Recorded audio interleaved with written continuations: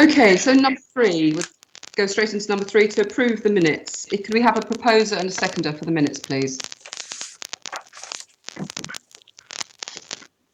I've got Councillor Green as a proposer, Councillor Hetherington as a seconder. Thank you.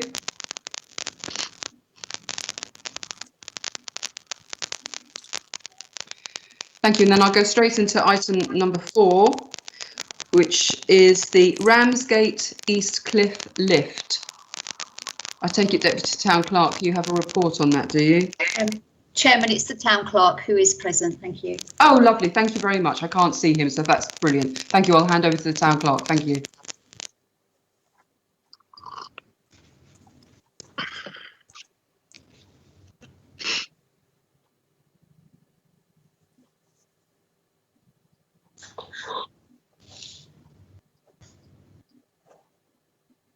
Dean, I think the Town Clerk is present. It's been struck down.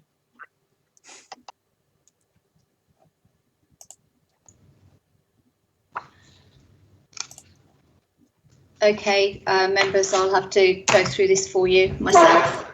Sorry, I haven't actually looked through it very carefully. The Town Clerk has provided you with a report and also the Historic England overview of the East Cliff lift. There used to be 3 lifts: the Marina lift built in 1908, the East Cliff lift built in 1910, and the West Cliff lift built in 1926. Only the East Cliff remains operable. The Marina lift was demolished and the West Cliff lift structure is still there, but there's no mechanism for it. The East Cliff lift was rebuilt and refurbished after being unused and derelict for several years. It now faces a similar fate as the other lifts, as TDC has announced its permanent closure. I am aware that TDC are looking into dealing with the lift and the problems with it. So I don't know if that is the case, that it is going to be closed permanently. I'm not sure if that's correct. It's Grade 2 listed and was listed in June 2007. It can't be pulled down or easily reused for another purpose. Sorry, I am struggling a little bit here. Dean, is the Town Clerk there? It says he's present. I'm just going to give him a ring. Eileen, you're doing a sterling job, and I mean, I think that's everything that I would have said as well apart from the history, which I didn't know. But I mean, it's really a case of what do we know with regards to what TDC is doing at the moment? Because, you know, 1 minute I've heard it was permanently closed, then I've heard it wasn't. I don't know if anybody else, especially the TDC councillors, I've got David Green waving at me, thank you, if they've got more information. So Councillor Green, if I just hand over to you, and then Becky, thank you.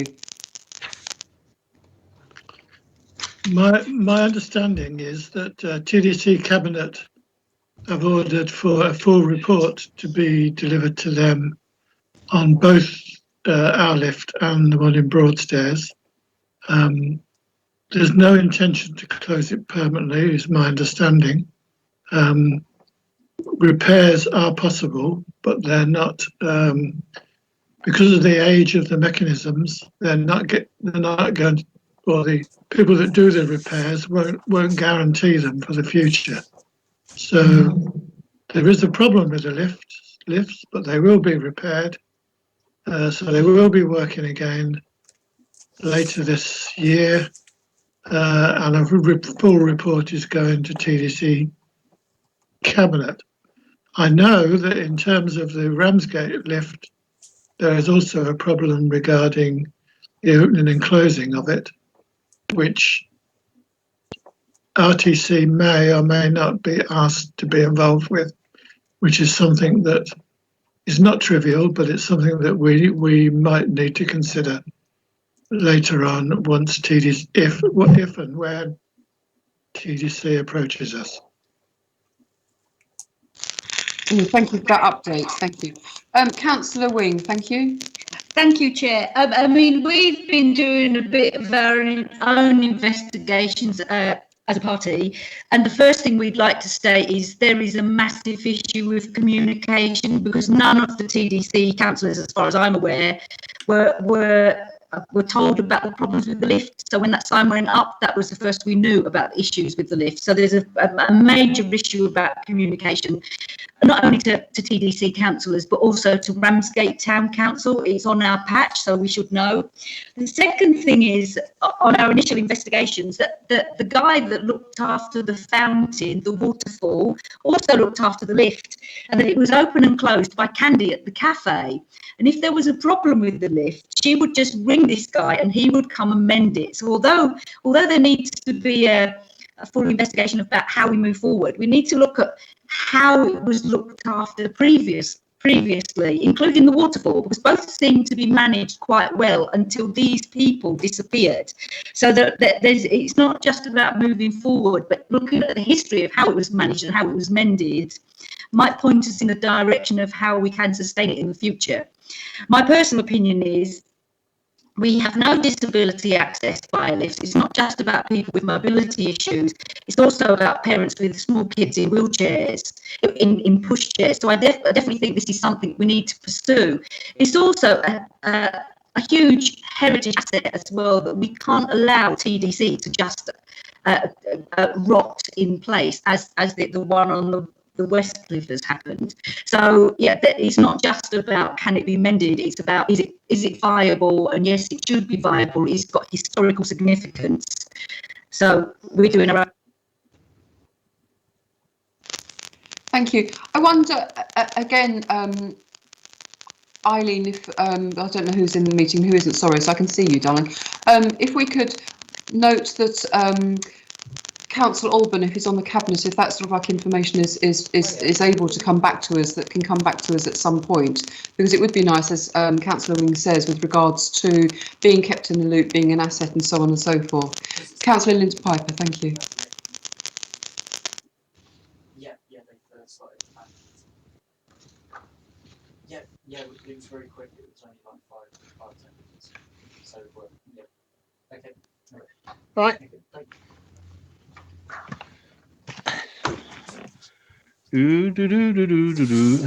Let's put the sound up. Hello, everybody. Hello. So I've just asked Councillor Linda Piper to talk, Richard. So bear with me. I think she's trying to unmute her microphone at the moment. All right. So we're just waiting for Councillor Piper. Thank you.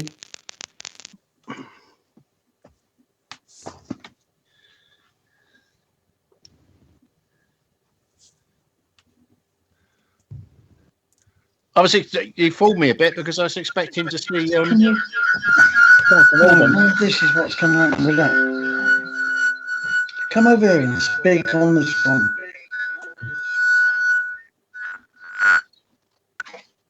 No, don't do that. I've got to, because I'm going to read it. Oh, Hello, Chair. Hello. Yes, we can hear you, Linda. Thank you. my microphone is on for you. Chair, can you hear me? Yes, my love, we can hear you. Thank you. Go ahead. There was a report on In the Loop. It was about the seaside lift. This is from TDC, and it's talking about the Viking Bay and Ramsgate lifts. And it says both lifts are currently closed and require extensive repair work before they can be safely opened. Whilst the provision of lifts is not a statutory requirement, we are doing all we can to coordinate temporary repairs to allow them to open in time for the summer season. A report will be presented to the Cabinet in June outlining the extent of the issues and the associated costs in order to inform a longer term decision. We're going to be kept updated, apparently. Okay? Thank you. That's very helpful. Thank you very much. Thank you. And then I'll pass on to Richard Stiles. Thank you, Richard. Sorry, saying that, I'd pass on to you, Richard. If you've only just joined the meeting, let me explain. We were just talking about the East Cliff lift, just so you know. Thank you.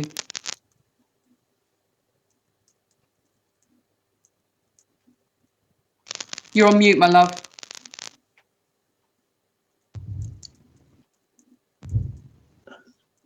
Okay. Can you hear me okay now? Good. Right. The lift itself actually, what it is encased in a steel structure, some years ago, about 20, 30 years ago, when they had a go at rebuilding it, the lift was coming away from the cliff face, and so what they did is they put a steel cage inside and used a smaller 16-person lift car. The original was scrapped, and this is what's been running ever since. And what you've had is a series of, I mean, first the thing's built and it's kept going, and then I think probably about the 80s it went out of service, and they then decided, well, they then got money from, I think, the Interreg fund to get it fixed up, and it's sort of run ever since with very little major maintenance. And I think that's the problem. What you've tended to do is not set. I mean, let's compare it to our own building, Custom House. With Custom House, we've set money aside each year for repairs. So if something terrible comes up and some part of the building starts to fall to pieces, we've got a reserve of money which we can use. TDC don't do that. What they do is they try to patch here and patch there, and then it comes to such a state that it actually needs to be major monies need spent, and this is where we've happened now, where they're trying to patch it up again for another year, and I don't think they've got a really long-term idea about how to manage it. I think that's the real problem. I think if it was to be managed properly, then we should go and look for some kind of funding scheme, and I think that various heritage lottery funds would probably help out. I think also you probably could go for crowdfunding to some extent, but there would have to be a limit on it, in the sense that we would have to say to them, or whoever was doing it would have to say, if you donated the capital sums to have this lift completely rebuilt, refurbished, so it's going to have at least a 10 or 20 year life, we would then set aside so much money per year for its upkeep and well-being. So there would be something for maintenance, ongoing maintenance, daily, weekly, monthly maintenance, and then something for the long term so that there's a fund available. And then at the end of the 10, 20 year period, you've got a sum of money built up. And I don't think what's going to happen now, whatever TDC decide, whatever their schemes are, and they don't seem, well, supposedly they will tell us what these are. I don't think there is a long-term view. I don't think they think that way. To some extent, it's not their fault, but I think that's really where it is. So all I'm saying with this report is, here are the options. I would suggest you send that off to TDC and say, what are you going to do? Ask them some questions and say, what are your long-term plans for these things? Are you going to be setting up a fund? How are you going to manage the lift? Not just next year, but 10 years up the road. Because that's what we got to. Because sooner or later we'll be faced with the same thing yet again, and I think that's where. So that's all I'm suggesting. Not that we do anything, not we say anything. That we pass it on up to them and say, there you go. This is what we think. It's in our area. It's in our community. It has to be maintained. There is no reason. There is no. It's one of the key features of the area. You can't not have it. Okay, I mean, your point's obviously about, sparing money and having a long-term view, and yes, thank you. We will wait for what TDC say. Thank you for that, Richard. Yep. I'm going to pass over to Councillor Green next, and then Councillor Wing. Thank you, Councillor Green. Yes, Chair. I think that we're speculating about what TDC does and doesn't do in terms of maintaining the lift. There's going to be we've been told that there's going to be a full report to Cabinet, and presumably all those things will be exposed then. I have a proposal to make, though. I don't think waiting for a Cabinet report in June, is what I think I heard, is quick enough for our seafront, which will be opening up before then. A Cabinet report in June and perhaps something being done by September, as I guess it might be, is just not good enough. So my proposal is that we write to TDC, noting that there will be a Cabinet report in June, but saying to them that it shouldn't take a Cabinet decision to do a repair to a mechanism that's owned and maintained by TDC. And we would hope to hear from them that a repair, if it's possible, will take place before there's a full cabinet report in June. That's my proposal. Thank you. Yeah, thank you. Happy to second that. Thank you. Before I put that to the vote, obviously we talk about that. Councillor Wing, is that something that you'd like to talk about, or is it a different aspect of this? I'd support that. I mean, they're kicking it down the road, actually. You know, we're going to have a full summer of people. Nothing's taken seriously. So there needs to be a long-term view and a short-term view on that lift. And there needs to be some repairs sooner rather than later. And not just for our lift, but for the lift in Broadstairs, because their access onto the beach is even worse than our access onto the beach.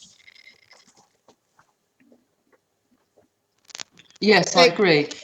Thank you. Is there anybody else who would like to talk about this?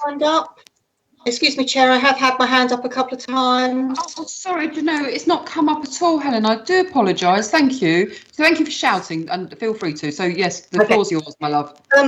From comments from Dave and Councillor Wing earlier, Councillor Green and Wing earlier, and Councillor Green's most recent comment, the putting up of the sign was rather concerning because it said permanent closure.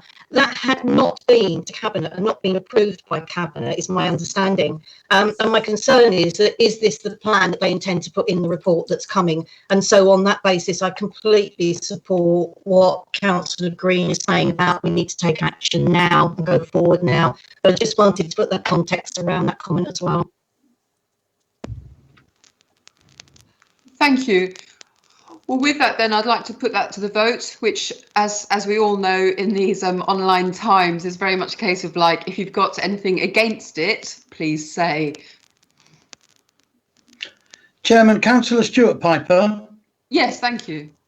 It's not that I'm against, in principle, having the lifts repaired and put into service, but I am rather conscious that we can't demand that they do that, because that's a bit like me putting a pile of money in my neighbour's hand and saying, now fix your house. The lift doesn't belong to us. And so whilst we can encourage and indeed apply whatever pressure we can, I'm not sure we can take a vote, can we, that tells TDC to fix it? If we can, then it gets my support. I'm just not sure that we can actually tell them to fix something we don't own. I hear what you're saying. I also think, though, and I agree with you, I mean, that makes a lot of sense. I also think, though, that this is an asset that we haven't been communicated with at all or explained the issue, and therefore I think we do need to take the stances like you can't just close it. You do have a duty to fix an asset in our town, and you definitely need to make sure that we are kept in the loop as if to why not. So with that, I'm sort of like inclined to let the proposal stand, but I hear what you're saying, Councillor Piper. Right, with that again, is there anybody else that's against the proposal or abstain? If you could let me know, thank you. Sorry, Councillor Nixie. No, I'm not against it, obviously. But I just wondered if we might come back to something that I think I read in the town clerk's report, which was the perspective of whether or not RTC could take over the lift, and whether or not that's worth considering at this point. No, I think, to be honest with you, Councillor Christensen, I think it might be something further down the line, but I think at the moment we really do need to hold TDC to account and say, right, what is going on? What information have you got? What are you thinking of doing? And so on and so forth. That comes later, because if they wash their hands of it and then it becomes our problem, then I'm more than happy to, as a group to do that. But I think we really need to hear from the horse's mouth, as it were. Thank you. If that's okay. Thank you. Well, with that, I'm going to say that the proposal is carried, and if we could, I don't know, is this something that Councillor Green is going to be writing, or something you want me to write? We need to sort of like liaise with this and talk about this so that we can find out. And I would like, obviously, Councillor Alban's input in this. So if we could talk Councillor Green to Councillor Alban after the meeting at some point, so that we get. Should come from you, Chair. Yes, absolutely. What I'm saying is I'd like to know what I'm writing about. I'd like to know with all of the facts, you know, in my hands to be able to write something. That would be great. Okay, well, thank you for that. So, Chairman, sorry, it's Councillor Piper again. I've just Yes. had a message from Councillor Rozecki yes. that planning at TDC is still going on, which might explain where Councillor Alban is. Yes, it would indeed, and thank you for letting me know. Well, okay, at the moment we're good. If Councillor Orban doesn't mind, I'm sure he doesn't mind somebody else chairing his meeting. It's item number 5 on the agenda, which is the open spaces opportunity to 21st of May. I've got here to consider RTC's response to the TDC consultation. Town Clerk, I'm assuming I'm handing this over to you. Thank you.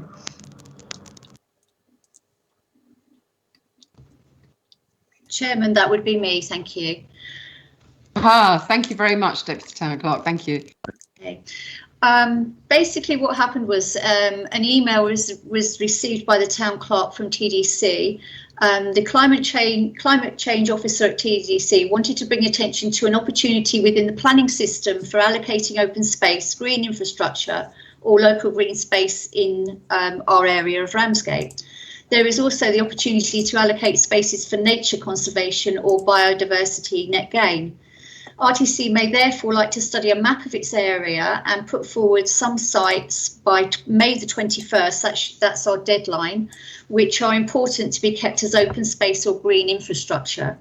I think TDC councillors will be aware of this. There are 2 things to think about before allocating a site. Sites which are already allocated for housing in the current local plan cannot be put forward. And secondly, if RTC do not own the land that they are allocating, RTC must inform the landowners and start a dialogue. So they have a link. I think, have you got the plan, Dean? Yeah, I'll just share the screen now. Yeah, thank you, Dean. I think Councillor Green, you are very interested in this one. Was it yourself that proposed that we do something with this?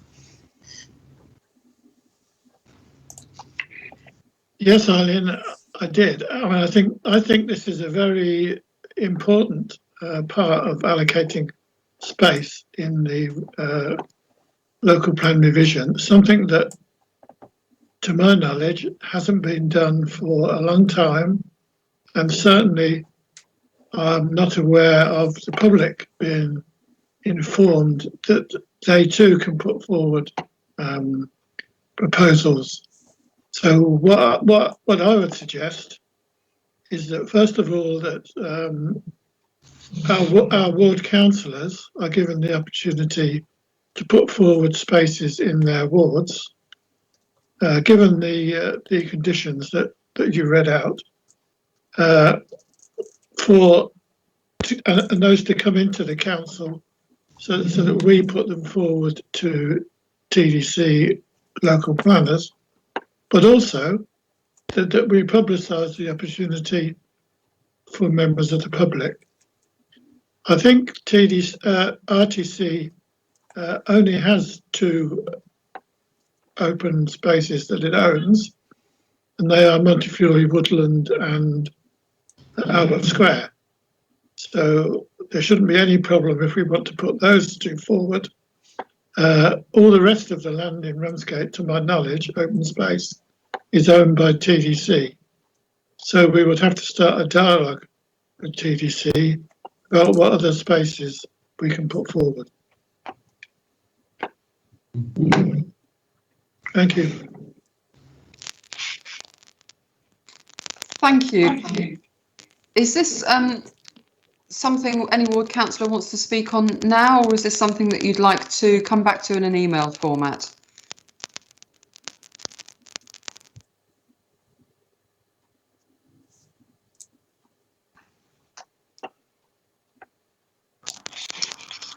Nothing from the group. I think this is something that we could continue on an email format if people need to go away and have a think. I've got Helen Christensen's hand up. I hope I'm right in saying that. So I'll hand over to you, Councillor Christensen. Thank you. No, sorry, I didn't put it down. No worries. Well, if there is anybody, I've only got the map on the screen at the moment, so I can't see anybody. So if anybody does want to talk, please do interrupt me. I wouldn't mind at all. I'm definitely with Councillor Green on this. I mean, I think we need to really safeguard our green spaces and do as much as we can to protect them and utilise them, obviously. So I would be very interested in this as well. So if we come back to this in an email form and think of areas, I've got Councillor Knight, Councillor Hetherington, and then Councillor Green. Councillor Knight, thank you. All right, good evening. Looking at the plan that Dean's put up, it looks as if they're all green spaces anyway. I can see the park over King George's. I can see Nethercourt. I can see the West Cliff, parts of the East Cliff. I can see the park up in just off Grange Road, Ellington Park. I can see that marked up. There's nothing new there. These are all green spaces anyway. If what we're talking about is safeguarding them, I would have thought they are safeguarded. I'd be surprised if they weren't. I'm just worried what the actual proposals are from this fella from TDC, the climate change supremo, whatever he calls himself. It'd be quite interesting. It just looks like making an issue of something that really doesn't exist. Slightly odd. That's all. Thank you. I think it's a last, but I could be wrong there. And I hear you, and I think it's very important that we do look for new spaces. Exactly. It's Councillor Green, then Councillor Hetherington, and then Richard Stiles. Thank you, Councillor Green. I think the large spaces, the large parks, etc., are in the local plan as green spaces. I think you're quite right, Tony. But there are lots of other spaces, like our town squares, for instance, the Bell Alliance Square, all the other Spencer Square, etc.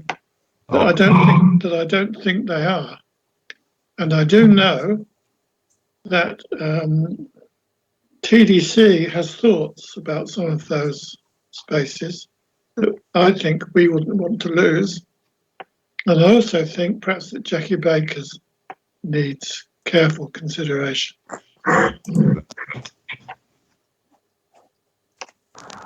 Thank you, Councillor Hetherington. Thank you. I really haven't got much to add to that. Tony's point was what I was going to say, but also I would rather like to look into this and reply by email, because I was looking at the Newington map and I could see two tiny patches there, and I'd like to investigate where they actually are, because I'm a little bit unclear as to that. Certainly, and I think it might be an idea that if we sent in an area that you think should be on the list, and then we can collate a list. Is that something that the Deputy Town Clerk could organise? If we sent information to you, I'm happy to be copied in, or Councillor Green copied in, and then we can start to see what areas are already open spaces in the local plan, as well as the ones that we'd like to be safeguarded. Is that okay? That's fine, Chairman. Thank you very much. Richard Stiles, thank you for waiting.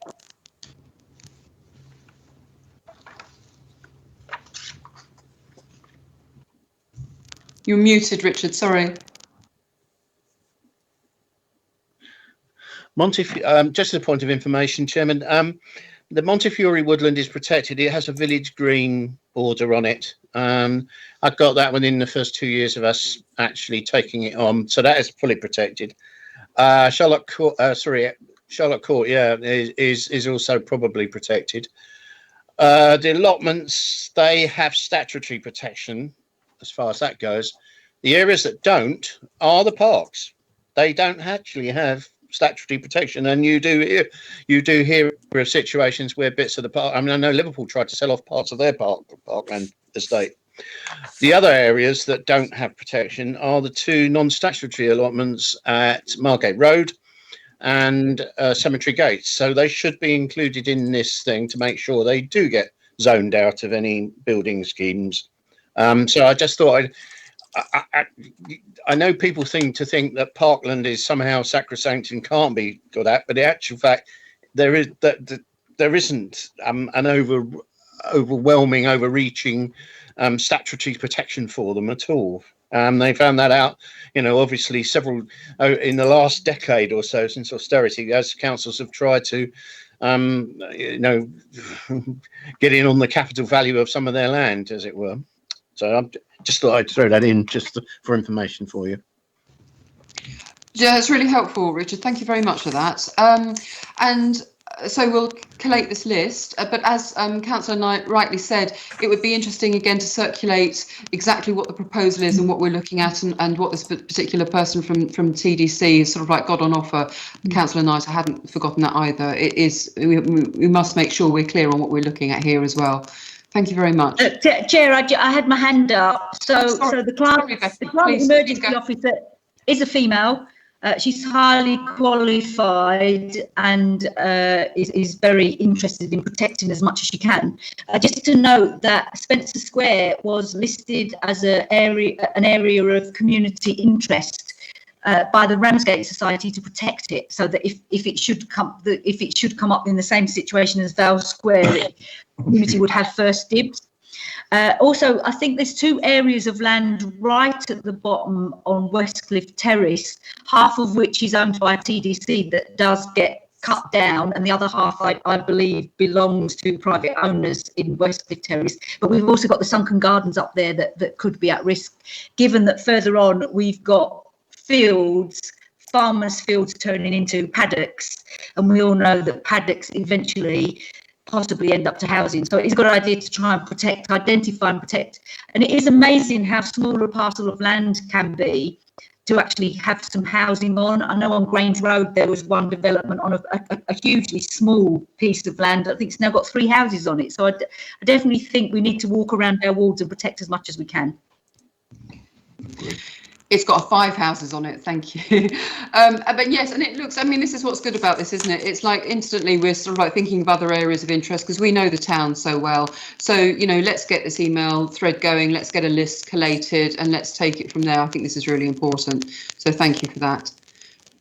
And on that note, I'm going to go to agenda item number 6, planning applications, of which I shall hand over to the very capable Dean and Eileen, I assume. Thank you. Thank you, Chairman. First application is 3 Chatham Street. It's a change of use of existing 6-bedroom dwelling to an HMO for up to 9 people, comprising 7 bedrooms, including provision of refuse facilities to the rear of the property. It's an amendment. They've reduced the number of bedrooms by 2 and the amount of people by 4. RTC's previous comment on previous application, which was to house 13 people, which you looked at on the 13th of January this year. The resolution was that Ramsgate Town Council recommends refusal of this application on the grounds that it is considered to be overdevelopment, the lack of bathroom and toilet provision for 13 residents, and issues with reference to waste location and collection. So they have amended it. They've reduced it from 13 to 9. Thank you. This is called in by Councillor Albon and Councillor Young. Both are not here. But the reason for calling was the effect on neighbours and the area. Thank you. I think Dean will get the necessary on the screen for you. So hopefully you guys can see the plans.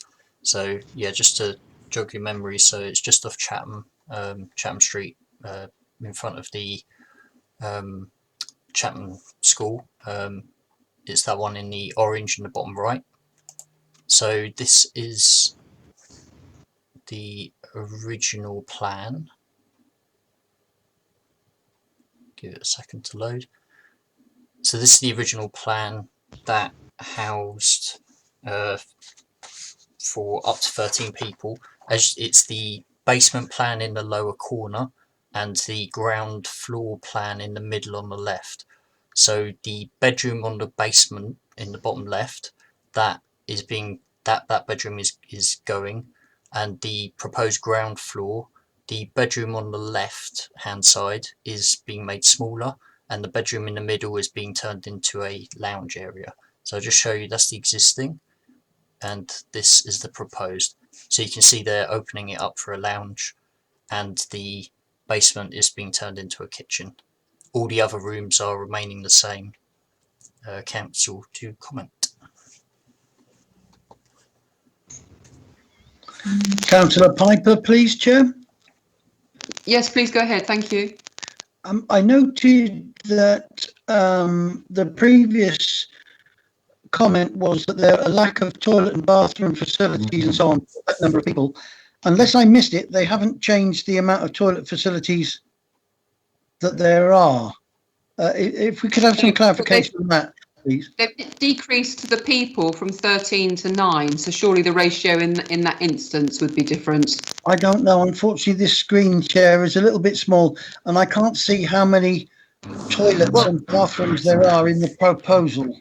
No, but in the previous screen, it was explained that it was changed that only 9 residents would be there rather than 13. So, like I say, in that instance, the ratio has changed automatically. But no, you're right. I don't think the bathroom facilities have changed in its physical essence. No. Unfortunately, Chair, I can't see how many bathrooms or toilets there are on the drawings. The screen's too small. I can't see it, I'm afraid. Chair, if I could just add, so there's please. There's 5 bathrooms included, and it's the same as the original application. Thank you. There we go. Okay, so I know Councillor Wing's got a hand up. Thank you. But I'm the same as Councillor Piper. The first floor doesn't appear to have any bathroom facilities at all. You know, these are people that are going to be living in individual bedrooms. I mean, it's okay to share if you're a family, but these will be separate families in essence sharing. So I don't think they've addressed the issues at all. I know it's gone from 13 to 9, but they're still going to create. We've still got a waste issue. We've still got a parking issue, and we still have a bathroom issue, as far as I'm concerned. Okay, thank you. I believe there might be somebody else wanting to speak, but I can't see who. So please do say if you've got your hand up. Pat Makinson. Thank you, Pat. It's all yours. Hi. I don't know whether it's an interest, but it's across the road from me, and I know the neighbours who sent me their objections. But first of all, I do think it's an enormous overdevelopment. And secondly, I think if you look at the roof plan in the top right-hand corner, I think the bit on to the right of it that is not shaded is where the refuse is kept. And I'm not exactly sure what level that is at. You know, it's not the roof. It's down below somewhere off the back, probably off the, I don't know, off the ground. I don't know which floor it's off. And also these places, you know, who's going to take the rubbish out? Is there going to be some sort of warden or manager or whatever? I think it's a really awful thing to put people in these rabbit hutches. That's about what I want to say. The refuse is a big concern. Yeah. Okay. Thank you. Is there anybody else that would like to talk on this issue? Yes, please, Chair. Thank you. Go ahead, Councillor Green. This is the old developer trick, isn't it? It's put in something that's initially is absolutely outrageous, in the hope that they can change it a little bit and then get it through. No, I don't agree. This is still grossly overdevelopment. It's creating problems for the future, and we should continue to oppose it, in my opinion. I agree. Okay, so from the chair then, if I propose that we actually stand by what we said with the original proposal and that we disagree on the same grounds, how do we feel about that?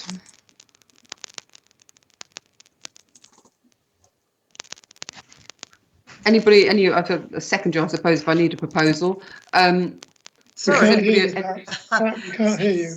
Sorry, I didn't. I think the refuse, the rubbish, is important as well. Well, that was in the original proposal as well, Councillor Mackinson. So I think if we are... Did we specifically say that in our Yes. objections? Yes, Right. we did. Well, I think it needs someone to manage it. But anyway.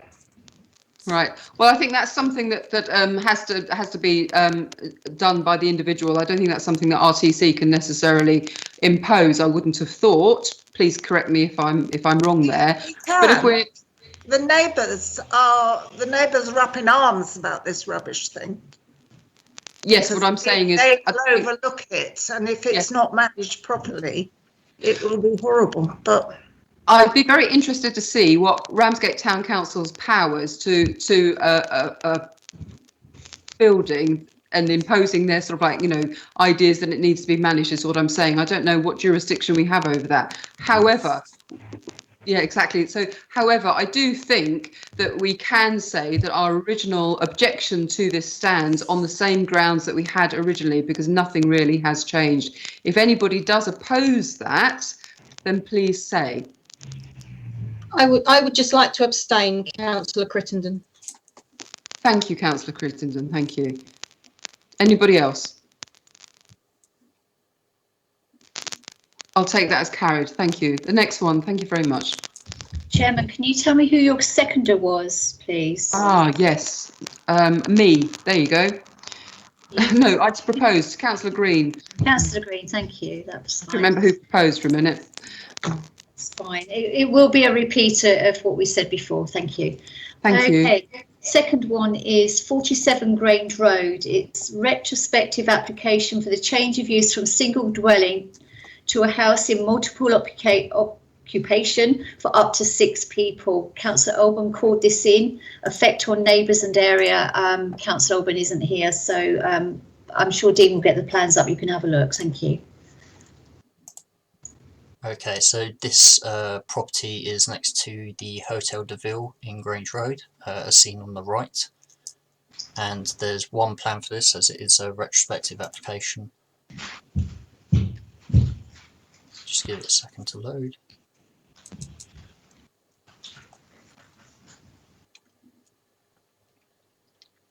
Okay, so the change of use required is for the ground, first and second floors only. And that is the plan. That's the only plan we have. So committee to comment.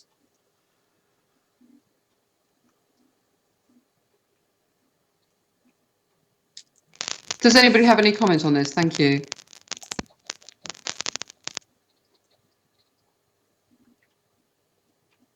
Please, Chair. Thank you, Councillor Green. Yeah.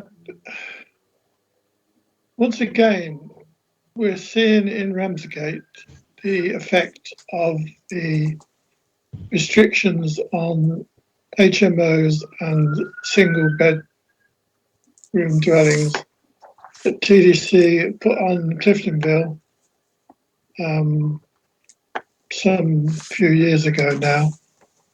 So the same sorts of developers that virtually wrecked Cliftonville are now turning their attention to similar properties in Ramsgate, which I think, and I would propose, that we oppose it as overdevelopment, out of keeping with the area.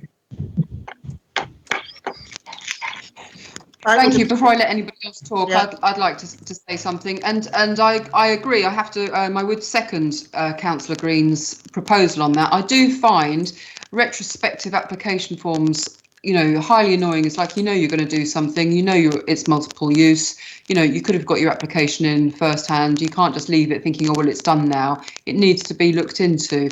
And what Councillor Green's saying with regards to developers turning larger houses into multiple occupation is a problem that we are going to have to look at, especially in this day and age. So I would second that.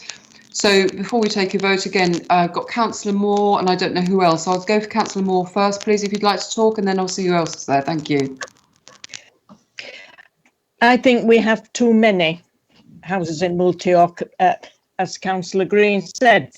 They're growing like mushrooms, and it's not a nice place to be with all these places like this. They're stuffing them in till they're falling out the windows, but I wouldn't agree with it. Yeah. And do they have enough toilets and bathrooms and places for rubbish? Thank you. Thank you. Yes, comments are duly noted, Councillor Moore. Is there anybody else, please? Yes, please, Chair, Councillor Wing. Thank you, Councillor Wing. It really makes me angry about the retrospective planning. We're seeing developers doing all sorts of things, and there needs to be some way of punishing these people.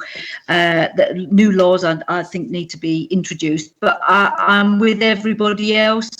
We've got far too many HMOs. There doesn't seem to be any consideration of the number of HMOs on a particular street, and that can lead to a real situation. So I think we need to oppose this. It's out of keeping. It's not. It shouldn't have been done, and they need to be punished. Councillor Makinson, can I? Yes, please. Thank you, Councillor. I do believe, I am told, I'm not certain about this, that there is a restriction that you can't have one of these HMOs within 200 metres of another one, which actually the one in Chatham Street is within 200 metres of one. Selective licensing laws that they apply to Clifton from. Sorry? But anyway, that's just a point of information. And I'm sure if this does exist, that TDC planners will be aware of it. But the one in Chatham Street, which is within 200 metres of the one in the High Street hasn't been declared. It's been done illegally. So there you go. That's it. Thank you, Councillor. That's very interesting information, and again, yeah, something that we ought to be aware of. I know Councillor Hetherington would like to speak now. Thank you. Just very briefly, I agree with everything that everybody else had said, and I always remember what Councillor Campbell used to say about the slums of the future, and that is what we're creating with these developments. We cannot let people live like this. It's just not good enough, actually. Thank you. With that, then, I'd like to go to the vote. Chairman, just before you do, yes, couple of things.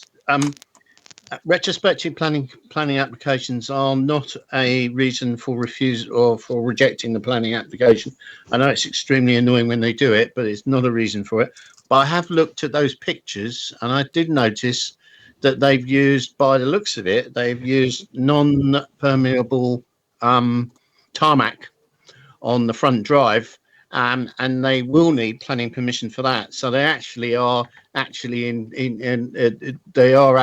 default of planning application. They should have done that as well. And I don't think that's been mentioned on there. So you might like to mention that in a thing to investigate the fact whether they have done that, and have they got planning permission to do that as well. Well spotted, Richard. Yes, thank you for that. So, Deputy Town Clerk, let's make this complicated for you. Sorry, what have we got down as a proposal so far, and how are we amending it? What have we got? I'll make a proposal, Councillor Wing. So, overdevelopment, outkeeping. At the moment, there is a proposal on the table, so we need to see what the proposal is first and then vote on it. I remember this from Peter Campbell. He used to do this all the time.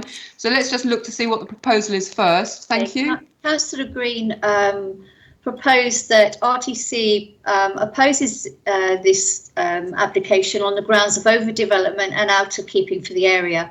And as a footnote, I can add that TDC may wish to investigate the driveway and how it has been formed. I think that would probably be suffice that. That is not within the application, so I can put that as a footnote. Thank you. Thank you. I'd appreciate that very much. And on that proposal, which has been seconded, if we could vote, please. So if you are against that, please let me know.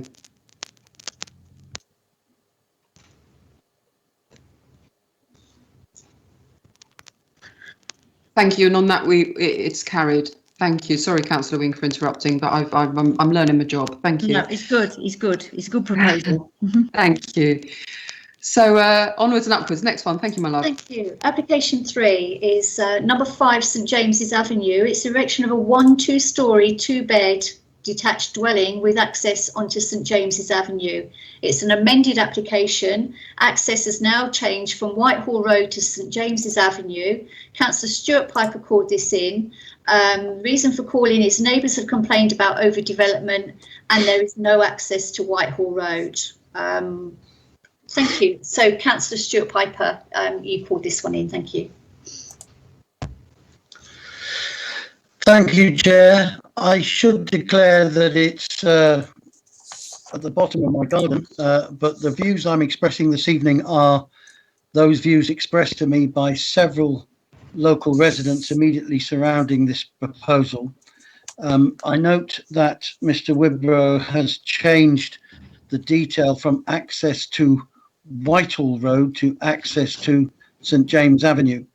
The reason he had to do that was because he was unaware that the road coming off Whitehall Road, it's shaded light brown in these pictures, coming towards the right-hand corner of the proposal. That road is a private road. It's owned by the people who own numbers 47 through to number 53. And they have refused access at all. There will be no access through there. So he's had to change it. He's now made it access to St James Avenue. And you may be able to see where he's got garage ownership to be part of the new build. And he proposes to give access through there. Again, he is actually mistaken because although that garage belongs to him, the other two next to it belong to numbers 7 and 9, and the access to those 3 garages, which is shaded in green with a large letter N on it, is jointly and severally owned by all 3. And the owners of 7 and 9 have refused him access, to give access to another resident down there, which only leaves him the opportunity to access St James Avenue by the horizontal yellow bar, which is actually a public footpath, TR21. He would need to take the wall down and put a gate in there. So that's the access issues. They're extremely complicated and he really hasn't done his homework. The building itself, which we can see as a square, is taking up almost the entire garden of number 5, and there would be no access. I mean, I walk past it every day. There isn't even a 3-foot gate to get down the side of number 5 to get to the proposed new development. So that's some of the technical stuff. Personally, whilst Councillor Linda Piper and I do object, the views we are reflecting are the many complaints that have gone in from residents, and we have forwarded every complaint that's been given to us, overdevelopment of the site being the primary reason for objection. Thank you, Chair. Thank you. Does anybody have any comment on this? Councillor Crittenden, I'm happy to second the objection. It's clearly not an appropriate development from the space and the access. Thank you. Chairman, just on another point of information. Yeah, thank you. You can't use public rights of way unless they're they're reconfigured, which I think KCC will be unlikely to do, because it would have to change from being a right of way to a byway open to all traffic, or a boot as they call it, and they are very hard to obtain. You'd have to go to the ministry to do that, and it's quite a long, involved process. It'd probably take him at least 2 or 3 years, and you'd have to get probably community buy-in from everybody, and it seems from what I've heard that that's unlikely. Just thought I'd throw that one in to you. Thank you. It's a whole learning evening, isn't it, this evening? Thank you. I mean, it's interesting, isn't it? Because I mean, we can happily object, but I mean, this is like way above our pay grade, isn't it? I mean, the guy looks like he's got a right headache in front of him that completely overtakes us anyway. So we have a proposal on the table. Sorry, is there somebody wanting to talk? No? Okay, so we've got a proposal on the table. Is there anybody that objects to that proposal?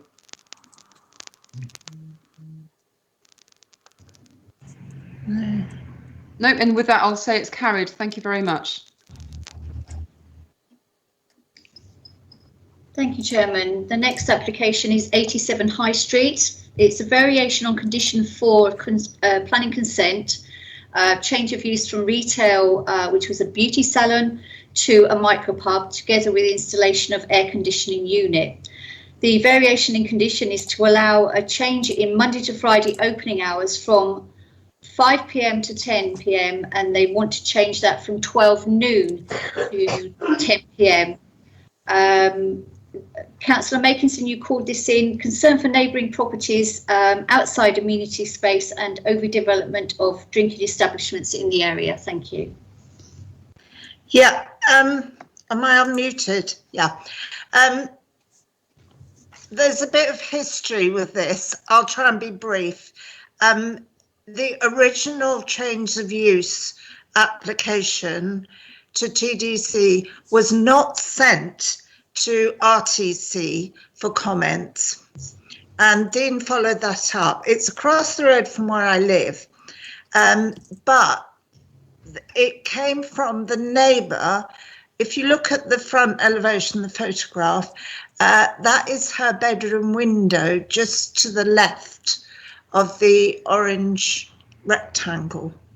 So that's her bedroom window. So she was absolutely horrified that there was going to be a drinking establishment within a few feet of her bed.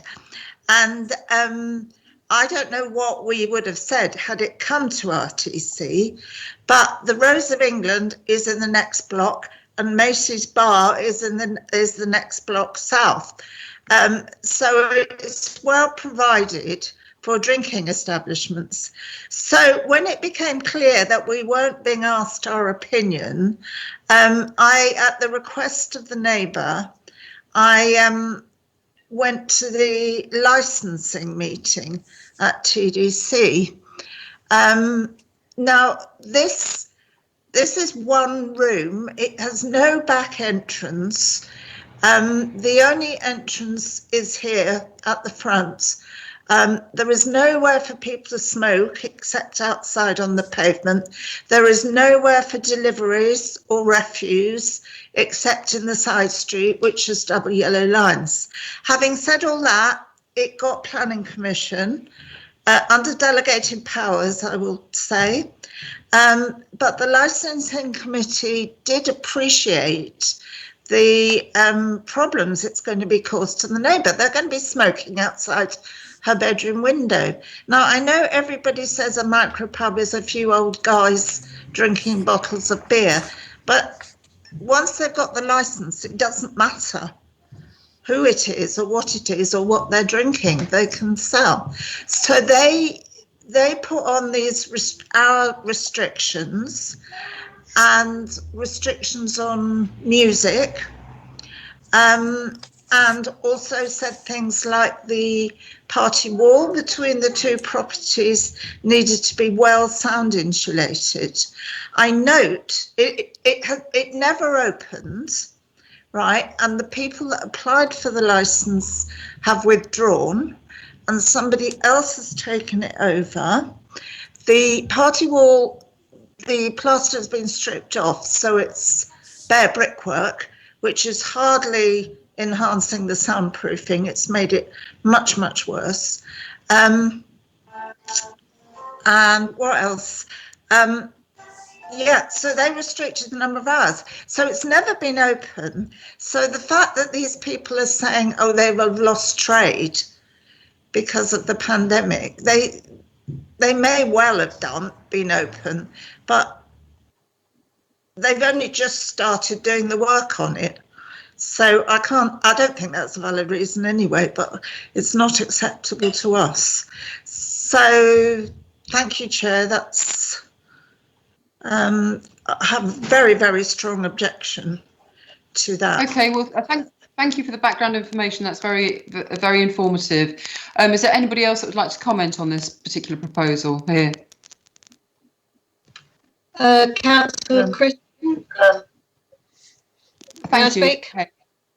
I think the thing I'm challenged with this particular case and the objection to it is that what is being asked for now is an extension of hours, and everything else has already been agreed.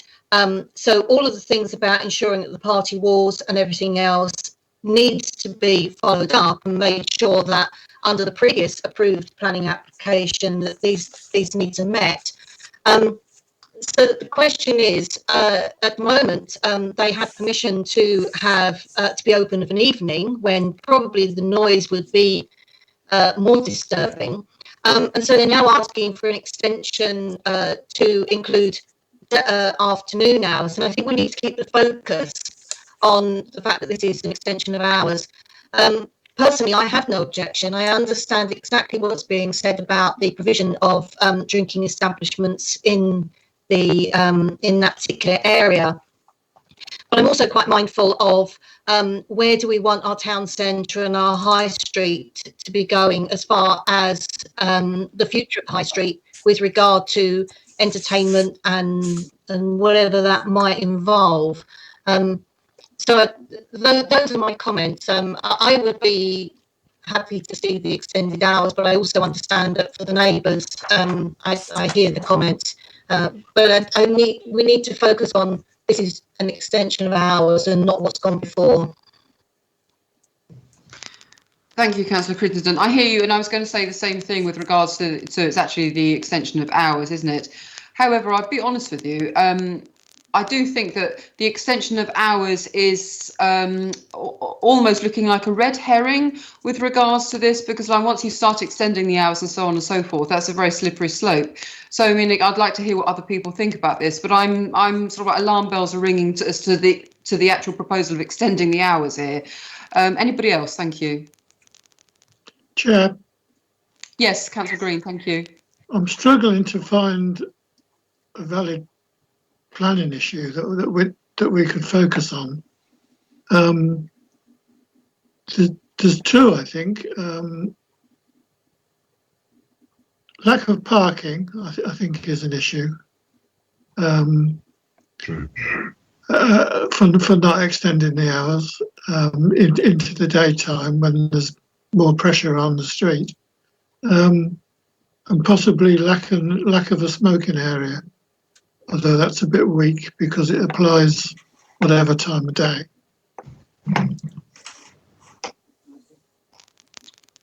Thank you. Is there anybody else that's got any comments? Councillor Moore, thank you.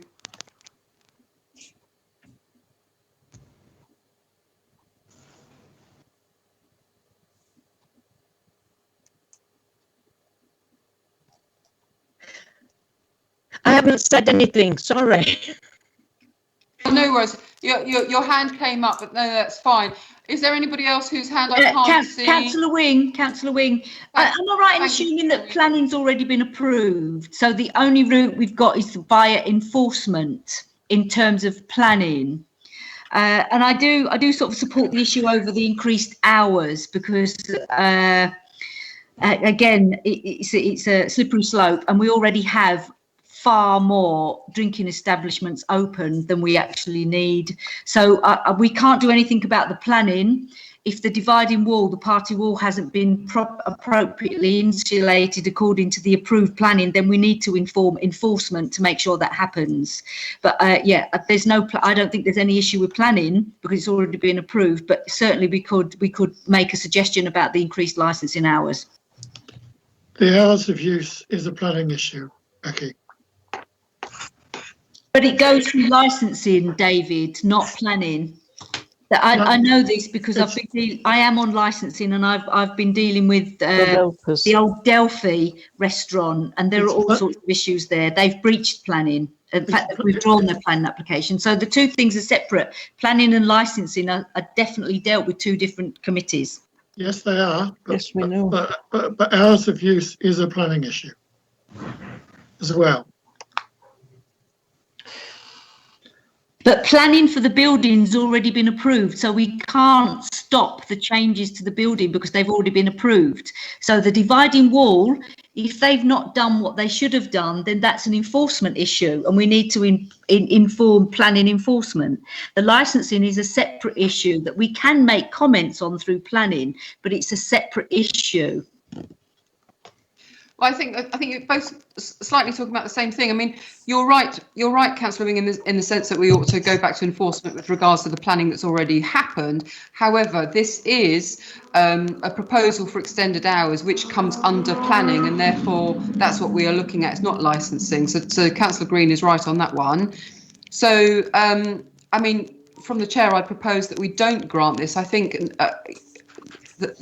But as Councillor Green, I'd be advised here. Why aren't we? Why am I suggesting that we don't grant it? I need grounds on this one. So somebody else help me out here. But I personally don't think it's a good idea. Go on. Who wants to talk? Sorry. Chair, it's Councillor Piper. I hear what's being said, obviously, by Councillor Wing and Councillor Green, and I recognise that we're only being asked on the planning nature of the extended hours, to which I think there's probably almost universal rejection of any increase in hours. But I'd be interested if we could add a footnote to TDC. I seem to remember at the beginning of this conversation, we were advised that this did not come here first.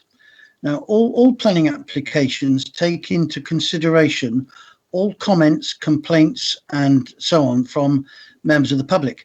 And we are one such body who is entitled to comment. So if the planning permission was given on the assumption that, well, there's been no complaints from Ramsgate Town Council, then it may have been falsely given. So I don't know, to be truthful, whether we can put a note to that effect, because the people of Ramsgate, and particularly local to this establishment, may have been denied their right to a comment through their town council to the district council who gave the permission in the first place. Thank you. Thank you. Yes, and that's a fair point. So therefore, can we cobble together a proposal saying that we disagree with the proposed extension of hours on the fact. Could I just, sorry, I didn't realise I was muted. The hours were actually set by the licensing committee. The permission was given by the planners, but the opening hours were set by the licensing committee. So the relationship between the two, I think I'm quite happy to write to the licensing committee pointing out the various things that they're trying to do. But they weren't necessarily a planning. Right, So, I think that thing here is comes through planning, so it's obviously, as Councillor Green said, it is a planning issue in regards to extension of hours and so on and so forth. So I think if we stick with the fact that here we are in a planning meeting with a planning issue, I'd like to propose that we don't agree with it. I'd like to also add in the comment that Councillor Piper rightly said about the fact that we weren't notified in the first place and therefore we wouldn't have agreed with it anyway. I don't know if somebody wants to phrase that better than me, but basically I'd like to put that across for somebody to second. well, Chair. Second. I'll second. Chair, Yes, Councillor Green, the floor's yours. we need a planning issue to object on. And I would suggest that we object to the extension of hours into the daytime on the grounds of lack of parking and lack of outside smoking place. Thank you. And on that, can we add the footnote? Chair, I am confused as Councillor Wing, because I think what we're saying is it's a planning issue because that's what RTC have decided, that it comes through planning.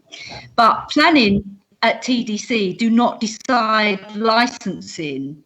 So Councillor Machin has a point there, that we need to be writing to the licensing committee on the issue of increased hours. It's got nothing to do with planning at TDC level. It's just how we choose to bring it to the body at RTC. Planning will just take this, they'll just send it to licensing. Well, So, I mean, that's a sorry, very interesting point. Sorry, Becky, you're just wrong. It is a planning issue as well. Chairman, can I clarify for you, please? Yes, please. Thank you. Ramsgate Town Council is a statutory consultee on planning applications. Everything we receive with regard to planning applications, which they want us to look at, come directly from the planning department. The planning department have sent this in to us as consultees. So we are putting in our observations on this to the planning department, and then presumably that will then be fed to licensing by them, not us. Does that make sense? So I've got a proposal from yourself, seconded by Councillor Makinson, that RTC opposes the extension in hours for this micropub on the grounds of lack of parking, because there is more pressure on the street during daytime / business hours, and lack of outside smoking area. I can add a footnote that the original application did not come to RTC, but was decided on delegated powers, and we raised concerns on that issue. It rarely happens that we don't see them, so it needs to be advised. The planning needs to be advised that we need to see these applications. Thank you. Is that okay? Joe, that's very succinct. Thank you very much, Deputy Town Clerk. And I would like to say, Councillor Wing, RTC doesn't decide that something is a planning issue. I was going to say the same thing as Deputy Town Clerk. This is sent through from planning. This isn't RTC suddenly deciding. So if it's from planning, then it's planning that we're discussing. Anyway, that proposal's on the table. Can I have a seconder, please? I will, Pat Makinson. Thank you, Pat Makinson. Can I have anybody that disagrees or abstains notifying me, please?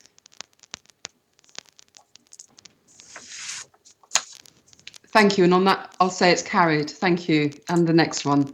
Thank you. There's 3 to go, Chairman.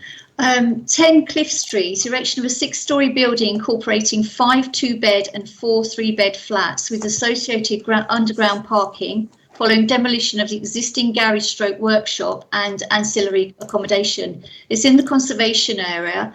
It was called in by Councillor Young, who has sent apologies. Her concern was for overdevelopment of the area. That's as much as I have, I'm afraid. Thank you.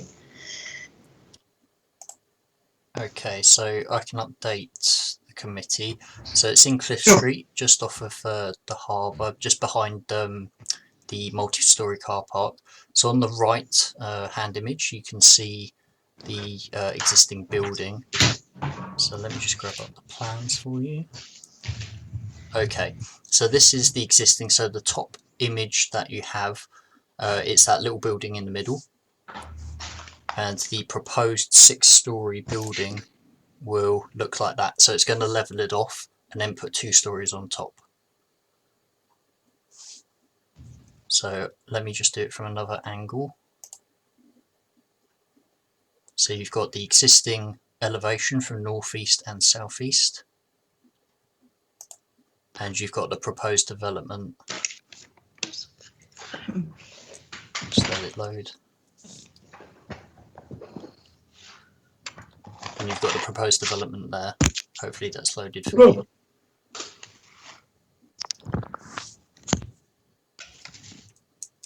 Committee to comment. Thank you. If there's one thing about levelling and there's another thing about adding it on, isn't there? Wow. I won't say any more. I'll let other people talk. Is there anybody that would like to come in on this one? My patch, it's massive overdevelopment. It's absolutely obscene. It's a narrow road. There's already issues with parking. There's already issues with refuge collection. I can't even, I mean, again, maybe agreeing with David Green, cynical view, let's put 2 floors on top of the levelling off, and then hopefully we'll get the levelling off. But it's an absolutely densely packed area of Central Harbour, and we should oppose it on several grounds. Overdevelopment, impacting on local people that already live there, parking, refuge, the whole lot. I'd have to agree with you on that one. Is there anybody else that would like to say anything? Thank you. Chair, Yes, Councillor Green, thank you. I agree. The two top floors are overdevelopment because it destroys the level of the street scene. Unfortunately, parking in the town centre won't be allowed as an objection. There's too many precedents against that. Refuse collection, I don't know if that's a problem or not, but certainly destruction of the level of the street scene, I think, is a very valid issue.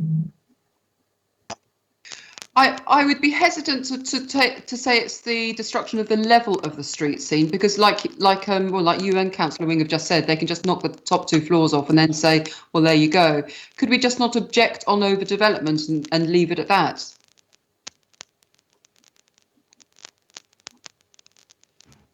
Councillor Knight. Councillor Knight, it's in the conservation area, so it's not in keeping. So we can object on more than one issue, I think. Okay, thank you. I'm going to let Councillor Knight come in here. Thank you. Yeah, I think we can clear this one up fairly quickly. It's overdevelopment, crass overdevelopment, and there'll be awful problems picking up their rubbish with all these people moving in there. I think we just turn it down on that grounds and leave it at that. That'll do. Thank you. Let's hope it's that simple. So, Councillor Wing, did you have a proposal there? Sorry.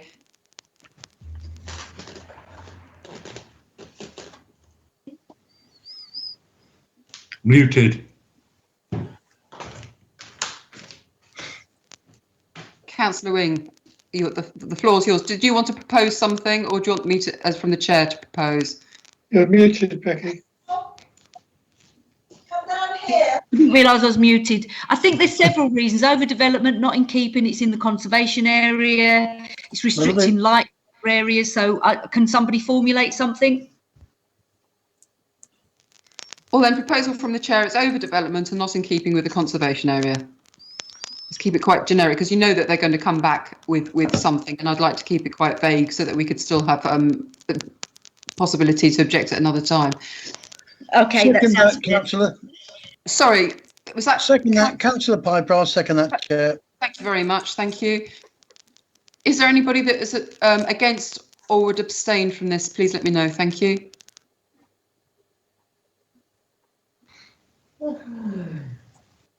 Cheers. On that, I say it's carried. Thank you, Eileen. Thank you. Final application. It's actually in two parts, listed building consent and also the normal building consent. So it's for one application. It's the staging area under Croft of East Pier. Again, called in by Councillor Young concerning a conservation area were her reasons. This is the erection of illuminated artwork stroke sign featuring a 1.8 metre high copper letters and, excuse my pronunciation, I'm not sure if I can say this properly, Perfugium Miseries. I think that's right. Perhaps Councillor Green could correct me on that. I think he knows that one. On perforated steel backplate with supporting steel structure and fibre optic lighting. Thank you. Dean, do you have plans for this one? Yep, I'll just bring them up now. Thank you. So, it'd be clearer. Yep, this is just going to be just under the Undercroft, under the brasserie, as seen in the bottom image there. So there's another layout plan for you. So you've got the existing Undercroft, and the bottom image will show how far the steel structure will be going in. So as you can see, the middle, that's how far it's coming in, looking down on a bird's eye view of the steel structure attached to the Undercroft. So the top image will be the image you'll need to be looking at. The middle image and the bottom images are just showing the steel structure. So the top image will show where the lettering will be. So this is existing and this is proposed. So you can, I don't know if you can make that out, the Perfigum miseris, it's just under the brasserie there, with the structure going quite a way in. They are using fibre optic lighting system to light that. Committee to comment. Thank you. I would be very interested where we stand on this, because I was very taken aback that Wetherspoons were allowed lighting around the pavilion. So if we are objecting to something in terms of conservation area and so on and so forth, I think we're on very thin ice with that being allowed. And obviously that was before my time. I was just taken aback when it happened. But obviously I'd like to hear people's comments, please. Cheers, Councillor Piper.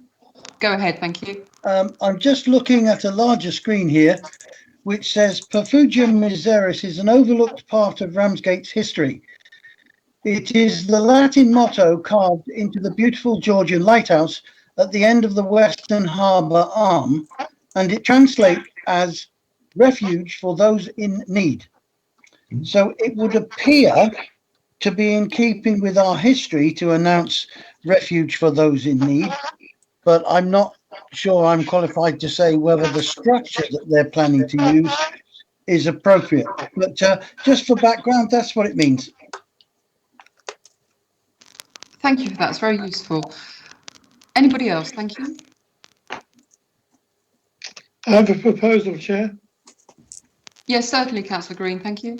I propose that we welcome this development as being very appropriate for the town, and particularly in the bicentennial year of the harbour, and that we're fully in favour of it, provided the technical details of the structure are considered appropriate by the harbour authorities. I'll second. Thank you. Sorry, who was that? Sorry. Councillor Crittenden. I'll second that. Lovely, Councillor Crittenden. Is there anybody else that would like to comment before I go to a vote? No, right, then in that case, I will go to a vote. And is there anybody that is abstaining or has any objection? Please let me know. Thank you.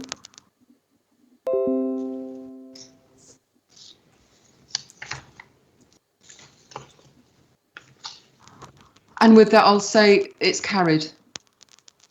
Thank you. Right, well done. We're doing, I know it's a long evening, but you're doing a sterling job, everybody. We are on item number 7, the Town Clerk's report. Am I right in saying that, Eileen? I haven't just cut you off for another one, have I, or anything? No, you're absolutely fine, Chairman, and I believe the Town Clerk is here to give his report. Thank you. Thank you.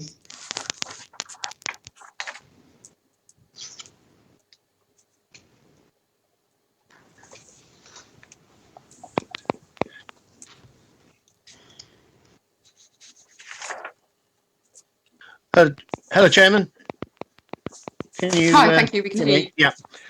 Very quickly, yesterday I met with Chris Barton, our senior technician, two members of the TDC Open Spaces team, and Dr. Hannah Scott, to look at the various sites where they propose to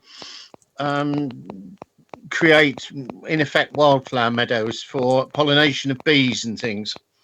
In my report, I've said where the 3 places are. One is King George VI Park. The second one is the old former pitch and putt site, Westcliff, and the third one is the Nethercourt Touring Park. Of the 3, the latter is, to me, the most likely area and the one most likely to succeed. I don't think King George VI Park is suitable. The area that she'd laid out is actually heavily used by people, and therefore it wouldn't go down too well. I also think that they need to think further about how they're going to do it. I think just not cutting the grass is not really going to achieve anything. All you'll get is taller pieces of grass that will dry off. If there are no wildflowers in the ground with them, A, the grass will outcompete it, and secondly, they won't grow anyway. So what needs to happen is some investment, which is either a heavy scarification of the area that for the wildflower meadow, and secondly removal of the turf on the top, which is what we've done in a trial at St Lawrence Churchyard, and then you seed with wildflower seeds. All I'm suggesting to you is that we merely note that this is going on, and then we keep a watching brief on it.